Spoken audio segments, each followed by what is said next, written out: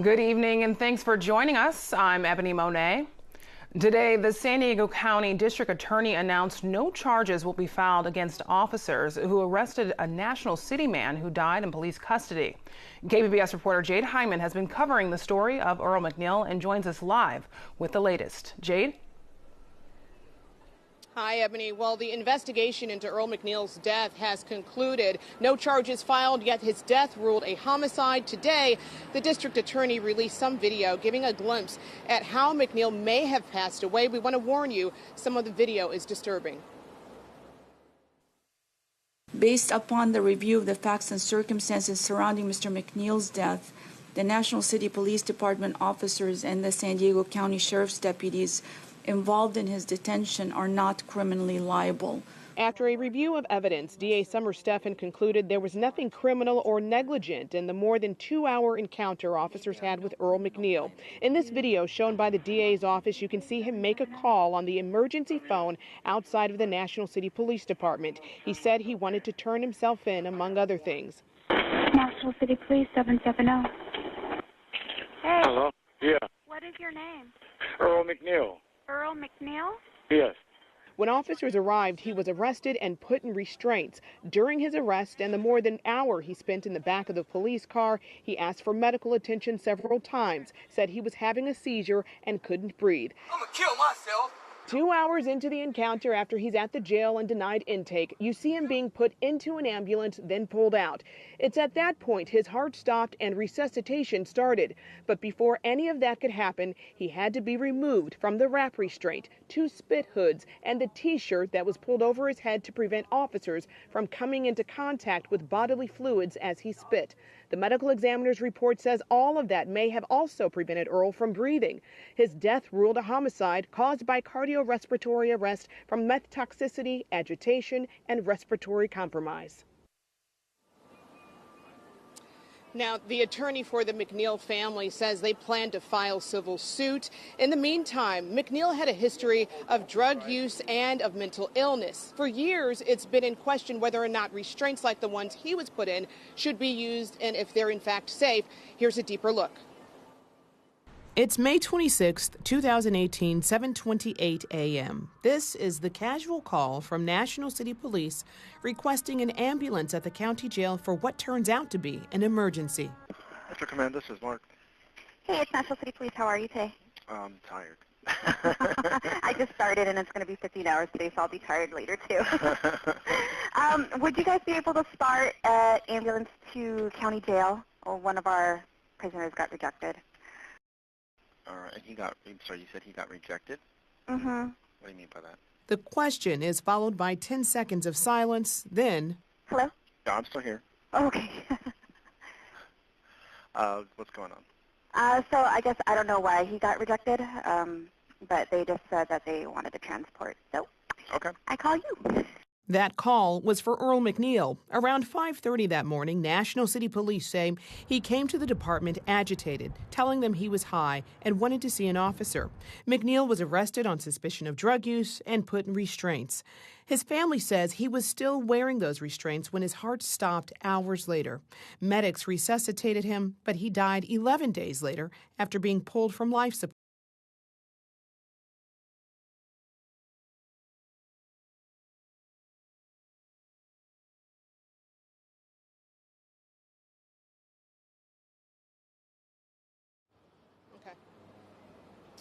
And we are having some technical issues with that story. Of course, you can find more on that at kpbs.org. In the meantime, again, the McNeil family plans to file a civil suit.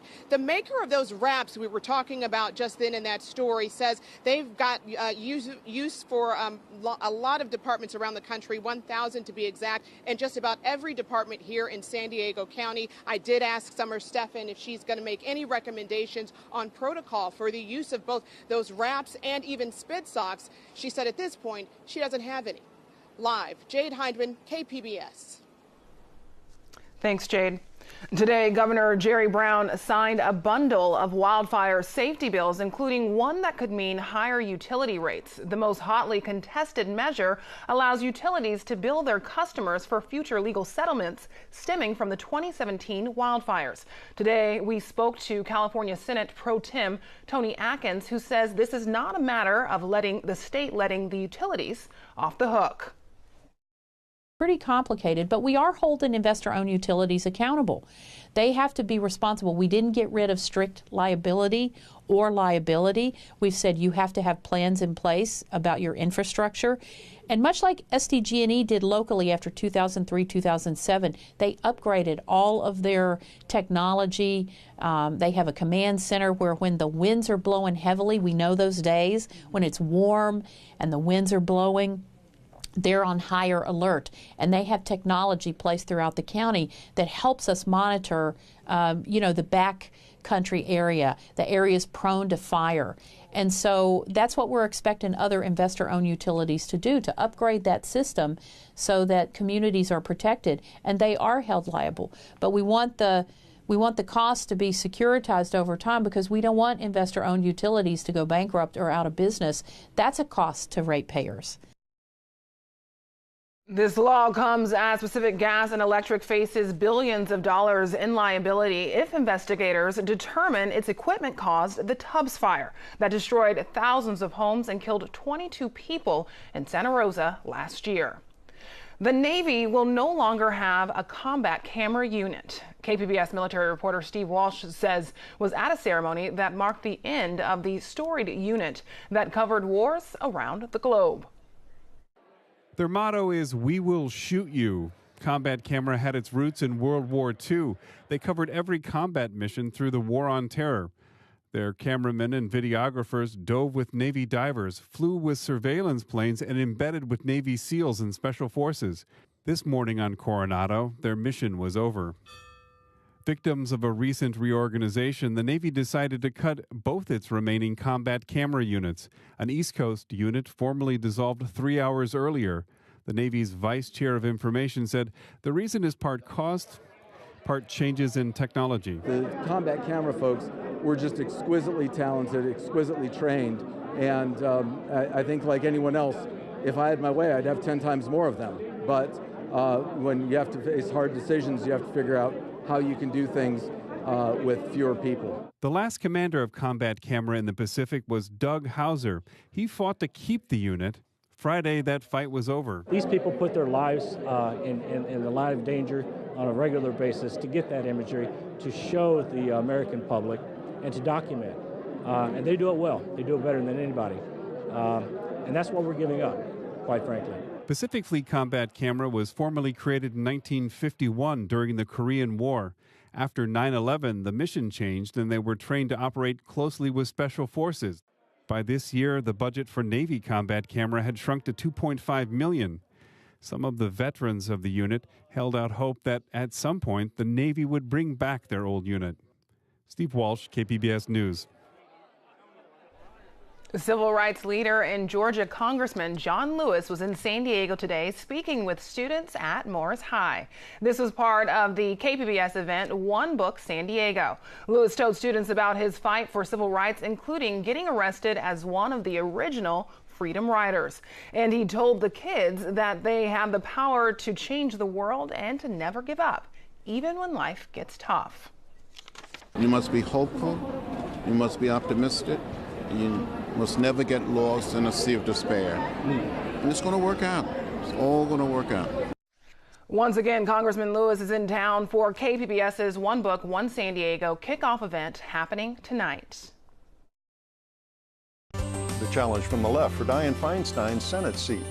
Tests show the option for a new border wall needs some work, and San Diego recommits to a plan to reduce homelessness. Join us for the KPBS Roundtable tonight at 8:30. The recent tariffs could have an effect on the fast approaching holiday shopping season. For this week's Friday Business Report, I spoke about that and other topics that impact your wallet with Bottom Line Marketing's Mira Kopik. So Mira, welcome. Thank you. This week, we've seen the trade war between China and the U.S. escalate. Ultimately, what could this mean for consumers? You know, on Monday, the Trump administration added an additional $200 billion in items that have tariffs on them. That means half of our trade with China now has tariffs that will be about 25%. For consumers, this has not too many short-term implications. So for the holiday season, most retailers ordered all their products months ago. It's already arrived. It hasn't been impacted by tariffs. But late season items, like hot items or seasonal items, those will be impacted. So anything that's coming to the United States in November, December is going to have tariffs of 10 to 25%, which means most retailers are going to pass that through to consumers. So everything you're going to spend from November going forward might be much more expensive. Things like bikes, things like hats, things like clothes. All these things are going to be impacted as they're manufactured in China. Moving on to Amazon. Amazon has announced that it's actually going to expand its Amazon Go stores. These are the stores without cashiers. How does this fit in with Amazon's strategy for brick and mortar locations? You know, Amazon is really embracing brick and mortar, but they're changing the rules in brick and mortar. So these Go stores, there's only 4 right now. They're going to be about 10 by the end of the year, 50 by next year, and then it can explode. So this is really powerful. It's going to hurt convenience stores like 7-Eleven. There's 8,000 of those in the United States. It's going to hurt fast casual chains like Panera or Subway because you have to wait. Here you just come in and you pick up stuff, and what Amazon is saying is they're making these products healthier, fresher, more interesting to these consumers who are looking for better fare. Now, locally, there's some news regarding SeaWorld. Can you tell us what is the latest regarding the settlement surrounding Blackfish? So there's a bunch of lawsuits going on. This is just one of them. So there was a lawsuit filed by the SEC against SeaWorld for not disclosing to investors information about Blackfish. They said that between December of 2013 and August, when they did announce that Blackfish had a material impact, that executives in the company misled investors to that. So the fine was $5 million, $4 million being paid by SeaWorld, $1 million by the CEO at the time, a guy named James Atchison, because during this window, he actually sold stock and saved almost $750,000 in losses. So he's paying that plus a penalty. And the reason is that SeaWorld had a lot of things going on at the time that they can hide against Blackfish. They had 2 price increases that were not well received by consumers. They had OSHA lawsuit that they were dealing with, and a lot of competitors at the time, especially Disney and Universal Studios, had big new rides where that sucked away traffic. In 2014, they had a lot of celebrities didn't cancel shows in Orlando. Southwest Airlines canceled a 25-year relationship, having Shamu on the planes, and so they couldn't hide that any longer. So that was the result. Now there's 2 more lawsuits going on, one by the Justice Department and one by a class action suit by shareholders. Those need to be resolved, but thankfully SeaWorld has one thing behind it in its path to kind of get out of the Blackfish cloud. Mira Kopik, always great to talk to you. Thank you so much. Thanks, Ebony. I'm Amna Nawaz. Tonight on the NewsHour, President Trump directly questions Christine Blasey Ford's claims of sexual assault by Supreme Court nominee Brett Kavanaugh. Coming up at 7, right after Evening Edition on KPBS. Plenty of sunshine is expected for the weekend and a slight change in temperatures early next week. Justin Pavic has the forecast. Well, temperatures remain towards seasonable levels the next couple of days. A little warmer over the inland locations, talking about the inland valleys, the deserts. We stay dry. Could we see some changes as we venture our way into early week? Well, we all know the Padres are away for the next several days. Here's the latest view of the satellite of the radar. And notice we're not talking about any precipitation. Oceanside, La Jolla, southbound to Chula Vista, and then it points east toward Borrego Springs. In fact, much of the state under clear skies at this hour. All that precipitation we saw yesterday over New Mexico. Now it's into Texas with some dangerously high rainfall amounts. Clouds off to the north of Redding, also in the northwest, where there will be some changes the next couple of days. But for us tonight, looking at similar temperatures as we fall off again into the 60s around Oceanside and San Diego. Notice over the interior, cooler toward Mount Laguna, as you would expect.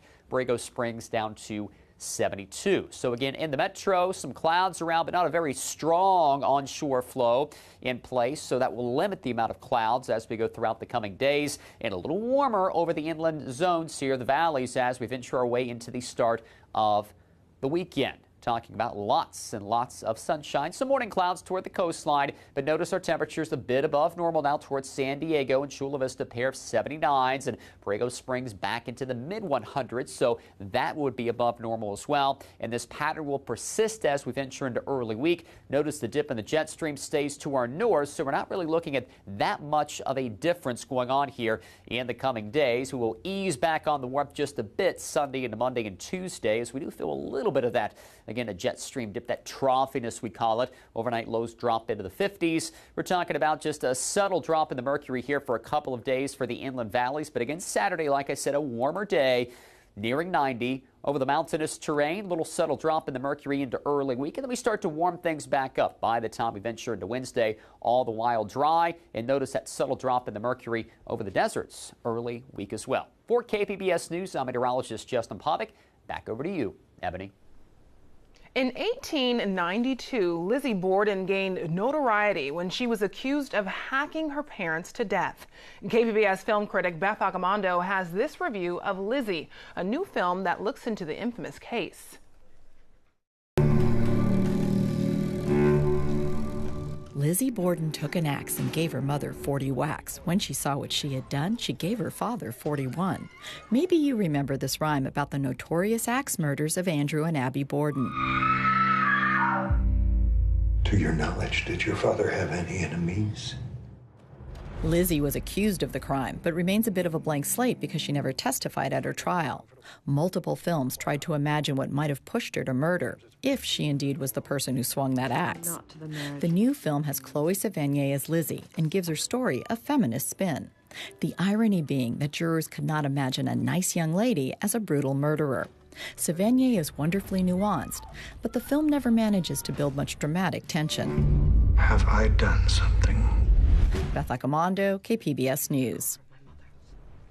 Earlier this year, KPBS arts reporter Beth Accomando joined Walter Meyer of Lambada Archives for a walking tour of Hillcrest and its LGBTQ history.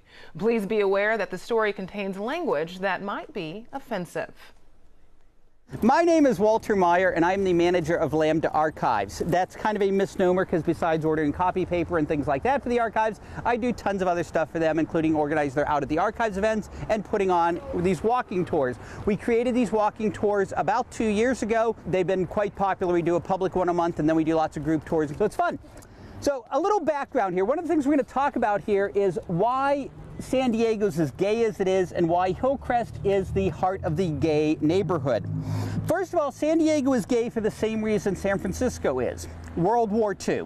Everybody who served in the Pacific or Asian theaters of World War II were discharged in either San Diego or San Francisco. Anybody who had a wife or girlfriend or whatever who was a Marine or sailor or whatever, they wanted on that next train back to Pittsburgh and get out of here. But any sailor who fell in love with another guy on his ship, or any Marine who fell in love with another man in his unit, or any of the women who would come to serve in the armed forces, they can't very well take their new girlfriend back to Oklahoma now, can they?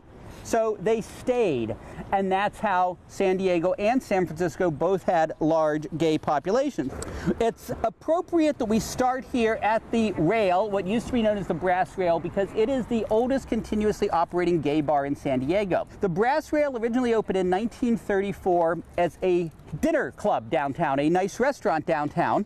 It was well known by World War II that if you went there and the dinner crowd was thinning out at 9 or 10 o'clock at night, you might be able to meet another sailor. When I first started coming to Pride 20 years ago, there'd be 200 or 300 people here screaming, yelling with their signs telling me I was going to burn in hell. Last year, I understand there were 3 or 5 people here when the parade started, but by the time my contingent with Lambda Archives got down here, there was no one left. They had vacated. So they're getting the hint. It's no longer the hundreds it was. It's interesting how the relationship with the police has changed. San Diego police still have horse patrols. The only time I actually see horse patrols is during the Pride Parade when they have a row of horses across the crosswalk here and they back the horses' rear ends into the protesters' faces. Now, this could be coincidence, it could be a political statement, you can take it as you like. So I thought that was an interesting moment of like how the police have shifted, from harassing and, the bars and, bathhouse harassment to actually being on our side. Flicks opened in 1981, making it one of the older gay bars in San Diego as well. A naval officer said when he was still active duty Navy, he used to park over by Busalaki's, the Italian restaurant over here on 5th, and walk back alleys to Flicks and come in the back door so that he had plausible deniability. If anybody recognized his car with its Navy sticker on it, they'd go, "What were you doing in Hillcrest?" He'd go, "Oh, you know that good Italian restaurant? I was at Busalaki's." That was his cover story. We are standing at the spot of the hate crimes plaque, the last person to be gay bashed to death in San Diego. 1991, December 13th, John Ware and two friends, he was 17 years old at the time, two of his teenage friends, were walking along Essex Street in the back here when a car full of guys stopped, jumped out, and started beating them, calling them faggot and other things. They were stabbed, they were beaten. The other two guys got away. They're both still in San Diego. Neither of them are gay. They have no reason to believe John Ware was gay. It was just wrong place, wrong time.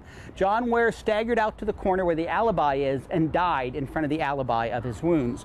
This is the first Harvey Milk Street in the United States, a campaign led mainly by Nicole Murray Ramirez of the Imperial Court, who I mentioned earlier. This flag was erected in 2012. The flag is flown at half-staff for tragedies in the LGBT community, or they fly the trans flag at half-staff when yet another trans person has been murdered in the United States. The archives provided all the history for this. When you get a chance sometime, I encourage you to come back and read about it. Thank you so much for coming. Please tell your friends. We always encourage you to visit the archives, and if you think of a question later, you want to email me, feel free to do so. The next walking tour is this Saturday. For more information, go to lambdaarchives.org. Getting to know people and places in San Diego and Imperial County is what makes the KPBS Explore project all about. We traveled to 5 communities to find out what makes these places so special. Tonight, we visit Calexico. Here's the latest from the series, Where I Come From. Oh yes, Spanglish is my favorite. You will say a few words in Spanish and you'll throw in a few words in English. We create our own descriptions and our own way of looking at things and even communicating with other Calexicans. There is what we call code switching, which is people speak in both languages at the same time. It's kind of funny because when you say about going to park the car, we use this, ve parquealo, Well, that doesn't even exist, but that's what Spanglish is. It's kind of difficult for me to speak English really well, but it's also really difficult for me to speak Spanish really well. Like if I go to Mex, they'll call me pocha because I can't really speak Spanish that well. But then back in Davis, people will be like, oh, you have an accent, or you say this thing funny, or the chuz and the shuz. I have a lot of clients that live on the Mexicali side, and when we have conversations, I do my Spanglish, my American Spanglish, and they'll do their Mexican Spanglish. And not so much because we can't complete a whole sentence in English or in Spanish, but because we want a specific word, and because of the meaning that it holds, strong in Spanish or in English. And that way we're different from other sort of primarily immigrant communities across the country where the distance does actually make a difference, and the sort of Spanglish just actually becomes the only sort of Spanish people end up knowing. We'll use certain words to substitute others because they're too harder in this language. For example, I went to the store y agarré pan. We just find the easier word to substitute what we're trying to say. Our language is very weird. There's so many slang words that are probably from Mexicali and Calexico share them, but you go off and even other Mexican people in San Diego, you share your Mexican slang, people are what the hell is that? And speaking with my parents who grew up here, they also had the same type of environment. A lot of the American families, or I should say the white families, became fluent in Spanish. Everybody, in a sense, was bilingual and could communicate with each other and understand each other's cultures. It's acceptable because we all understand it. That's what's funny. And it's all made up, I guess, and it's just whatever fits. Because if you can't remember the Spanish version of the word, then you just use the American version of it, and you usually get by. Do it every day.